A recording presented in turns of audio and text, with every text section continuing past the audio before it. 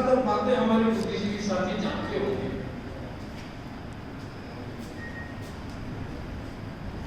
Study circle का महत्व और उसमें विचारों का प्रचार प्रसार, ये जब क्या करें उनकी रचना हम पढ़ेंगे तो पाएंगे कि कितना महत्वपूर्ण है कि मजदूरों के बीच उनकी समझ को धीरे धीरे कैसे बढ़ाता है। पैन कार्ड एक दिन में तैयार नहीं हो सकता, मजदूर योद्धा एक दिन में तैयार नहीं। लेनिन का समय था, बहुत सारी किताबें भी नहीं थी उनके समय में। स्टडी सर्किल में पूंजी पढ़ाई जाती थी और उसकी व्याख्या की जाती थी।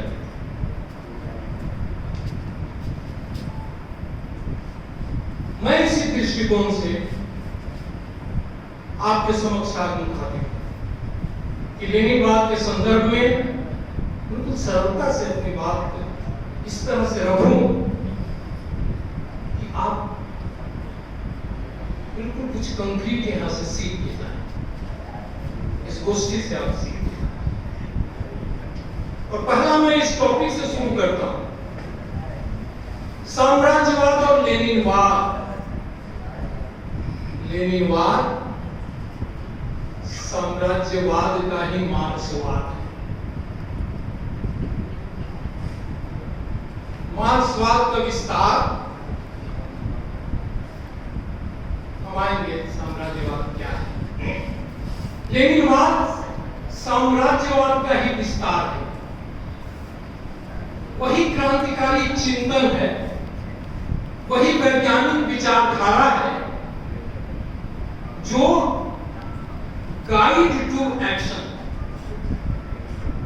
इसमें थ्योरी की बात आ गई, प्रैक्टिस की बात आ गई। आपको निर्देशित करने के एक वैज्ञानिक विचारधारा है। तो मार्क्सवाद के बाद लेनिनवाद की क्यों जरूरत आ गई? मार्क्सवाद तो वैज्ञानिक विचारधारा थी,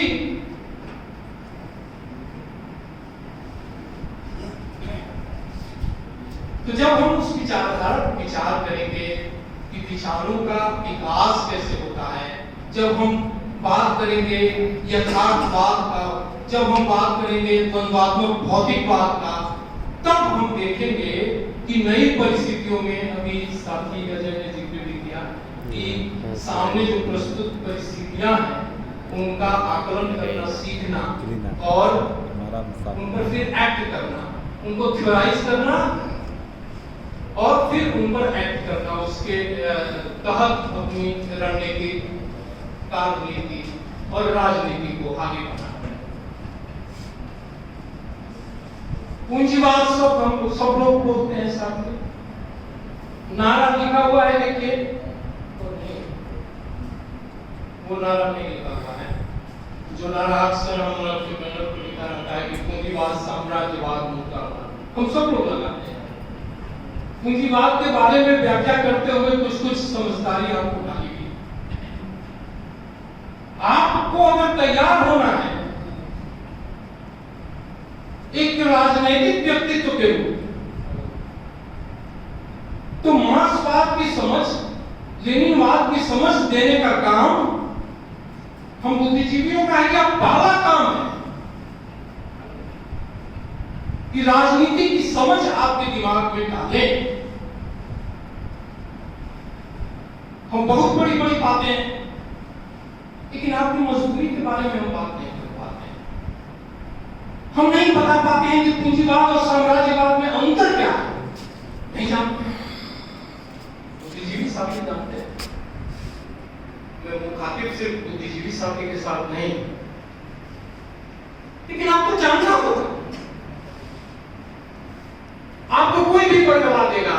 अभी हमसे वो इंटरव्यू ले रहा था, आपको कुछ भी कहा जाता है कि लेनिन तो आतंकवादी हैं, मूर्ति गिरा दिया गया, उस पर क्या कहना है आपका? या पान की दुकान पर भी आजकल मार्क्सवाद का कौन नहीं जानने वाला आदमी भी मार्क्सवाद पर भाषण देते हुए, लेक्चर देते हुए मिल जाएगा। और पूछिएगा कि मार्क्सवाद क्या है बाबू, कम्युनिस्ट मैनिफेस्टो भी पढ़े हो, पूंजी जानते हो, तो बोलेगा कि चीन में गिर गया, रूस में गिर गया, बंगालों में गिर गया। उसकी समझ इतनी है, तो हमें तो अपनी समझ बढ़ानी पड़ेगी। ये तो पहला काम है, लेनिन से हम पहला काम ये सीखते हैं, अपने सामने आई हुई परिस्थिति कहां से शुरू करें से शुरू सीखते हैं। सामने जैसी परिस्थिति आती है तो क्या करें से सीखते हैं। बहुत सारे पुस्तकों का साथियों ने जिक्र किया, टू टैक्टिस। सामने परिस्थिति आई, टू टैक्टिस, एक कदम आगे दो कदम पीछे से सीखते हैं। पूंजीवाद, साम्राज्यवाद पूंजीवाद की चरम अवस्था से पूछते हैं, स्टेट रिवॉल्यूशन से सीखते हैं। ये धीरे धीरे अपनी सीख को बढ़ाते जाते हैं और देखते हैं कि इसमें खुद लेनिन का कैसे कैसे डेवलपमेंट हो रहा है, कैसे वहां शक्ति संचय हो रहा है सर्वहाराओं के बीच, कैसे टोलियां निकल रही हैं सुदूर सुदूर प्रदेशों में, इंडस्ट्रियल क्षेत्रों में, कैसे स्टडी सर्कल का संगठन हो रहा है, कैसे पत्र निकालने की बात चल रही है। वह पत्र जो ऑर्गेनाइज करे, वह पत्र जो संगठित करे, वह पत्र जो आपको विचारों से लैस करे, वह पत्र जो आपको क्रांतिकारी रूप में एक पार्टी में संगठित होने के लिए मदद करे। पार्टियां ऐसे बनती हैं। लेनिन से ये सीखने की जरूरत है सबसे पहले।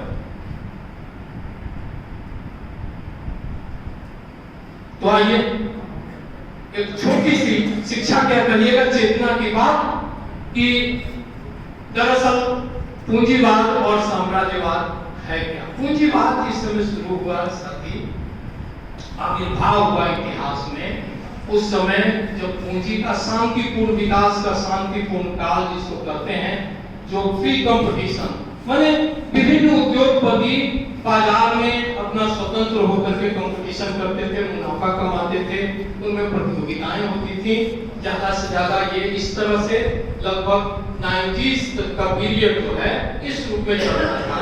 उस प्रतियोगिता में भी आपसी झंझट होते थे, संघर्ष होते थे। तो आपकी भाषा बोल रही है, दो पूंजीपति, दो दुकानदार अगर अगल बगल में खड़ा रहेगा तो दोनों में प्रतियोगिता होती है ना। तो दो पूंजीपति में आपस में उस समय भी संघर्ष होते थे, युद्ध होते थे, कब्जे करने की बात होती थी।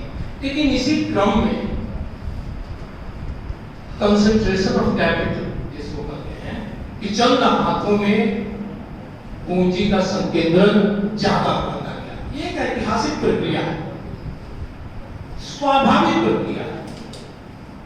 तो एक लाइन में समझें कि इस पूंजीवाद का जो मुख्य चरित्र है, इस पूंजीवादी अर्थव्यवस्था का जो मूल जो लक्षण है, जो इसके कैरेक्टरिस्टिक्स हैं, जो ऑपरेट करते हैं, इसकी गहन छानबीन मार्क्स ने की। ये बेस था। सारा इतिहास, भूगोल, दर्शन, समाज शास्त्र सब पढ़ते लिखते वो इस कंक्लूजन पर आ गए थे यथार्थवादी ढंग से कि भाई जो समाज का जो यथार्थ है, इसमें अगर हमको इसके परिवर्तन की व्याख्या करनी है तो उसका मूल जो है पूंजीवाद की व्याख्या करते हैं। गहन चिंतन, हजार पुस्तकों का पठन पाठन करके उससे निष्कर्ष निकाल के उस समय तक का जो उपलब्ध ज्ञान था उसको, उसमें से बहुत को जो जरूरी था लेते हुए, जो विरोधी बातें थी उसको कंट्राडिक्ट करते हुए, उस समय जो हावी विचार थे बुर्जुआ शास्त्रियों के, उनकी आलोचना करते हुए सबसे बड़ा सूत्र जो अभी तक नहीं जाना जा सका था, लाख प्रयास के बावजूद, कि ये पूंजीपति का मुनाफा जो है वो कहां से आ जाता है। कोई कहता था कि पूंजीपति की हिम्मत का परिणाम है, साहस का परिणाम है, तो सोचिए आप ही कि आज सबसे बड़ा साहसी आदमी मैंने अम्बानी है का साहसी आदमी जो अडानी है, जो सबसे बड़ा मार्क्स ने सूत्र को खोज के निकाला और उस सूत्र के जड़ में गए कि कैसे आपके श्रम का शोषण होता है, कैसे आपके श्रम के शोषण से वह अतिरिक्त मूल्य पैदा होता है जो कि उसके मुनाफे के जड़ में है, अतिरिक्त मूल्य का सिद्धांत। तो उस समय जो इस तरह की जो पूरे विश्व में जहां पूंजीवादी विकास हो रहे थे, तो उस समय मार्क्स ने जो वर्ग संघर्ष और उसका विकास जहां तक वो विजुअलाइज कर सकते थे, देख सकते थे, क्योंकि दुनिया में चल रहे संघर्षों से के साथ भी उनका इंटरेक्शन चलता रहा था, तो जो देख सकते थे तो उसमें बहुत सारी बातें आई कि जहां सर्वहारा ज्यादा रहेगा वहां क्रांति हो सकती है, जो उन्नत देश है वहां क्रांति हो सकती है। जब सर्वहारा के नेतृत्व में क्रांति है और क्रांति एक उन्नत स्टेज की चीज है, तो क्रांति तो भाई उन्नत स्टेज में होगा, बहुत लॉजिकल था। यहां तक कि वहां जो यूरोपियन और अमेरिकन सबकॉन्टिनेंट में जो कुछ विकास हो रहे थे, उसके आधार पर उन्होंने ये बात भी कही, जिसको बाद में लेनिन पूरी तरह नकारते हैं, ये बात भी कही कि शांतिपूर्ण ट्रांजिशन डेमोक्रेटिक माध्यम से भी हो सकता है। उस समय तक की बात है कि उस समय तक फ्री कंपटीशन